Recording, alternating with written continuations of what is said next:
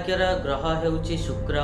सही शुक्र 19 एप्रिल 2026 रे तांकर स्व राशि रे प्रवेश करिवे।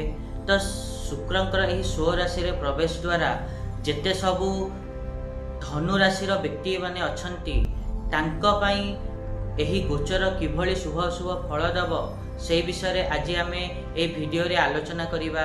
नमस्कार, मु सुभाषिष पुंथरा स्वागत करछु मो यूट्यूब चैनल को।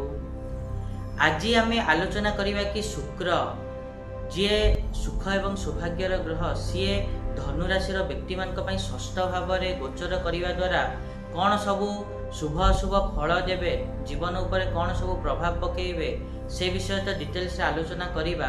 ता पूर्व स्वप्न भाई गोटे रिक्वेस्ट करने को चाहिए कि जो मैंने भी एजाएं चैनल को सब्सक्राइब करना सब्सक्राइब करूँ आ पाखा बेल आइकन को प्रेस करूँ, जहाँद्वारा कि मुझे आगू जहाँ भी किसी वीडियो देवी ता नोटिफिकेशन आपण मानक ठीक समय मिल जाव।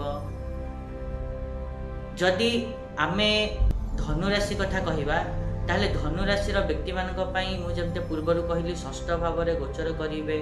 तो यह द्वारा आपण मैंने ध्यान रखार अच्छी कि यही समय रे यही गोचर काल रे अर्थात 19 एप्रिल नहीं कि आगामी 20 दिन आपण मैंने शेयर मार्केट रे इन्वेस्ट करंतु नहीं, ताहा आपण मानक शुभंकर हबनी। ता सहित आपण मानकु एही समय रे निद भल आसीबो। आपण मानकर जो माने शत्रु थिले से माने मित्रतार हाथ बढ़ाई पारंती एही गोचर काल रे। ता सहित आपण माने देखिबे कि जदि कोर्ट कचेरी रो किछि कथा बा किछि काम पड़ी रहिथिला ताहा आगु को बढ़िबो। सुगर प्रॉब्लम थिला अर्थात जो मानकर डायबिटीज अछि तांको टिके निजर शरीर प्रति विशेष ध्यान रखिया को पड़िबो। किछि गड़बड़ हो पारे, ऊपर तल हो पारे सुगर लेवल। तो सेतिपई निजर खाद्यपेय एवं शरीर प्रति आपण मानकु टिके एही गोचर काल रे ध्यान रखिया को पड़िबो।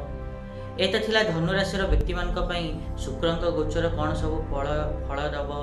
आशा करी कि मुझे कहली आपण मैंने ठीक रे बुझी पार्थिबे। आ जदि वीडियो भल लगी ताहले निहात रूपे वीडियो को लाइक करंतु, शेयर करंतु आ चैनल को सब्सक्राइब करिया तो जमा भूलंतुनी।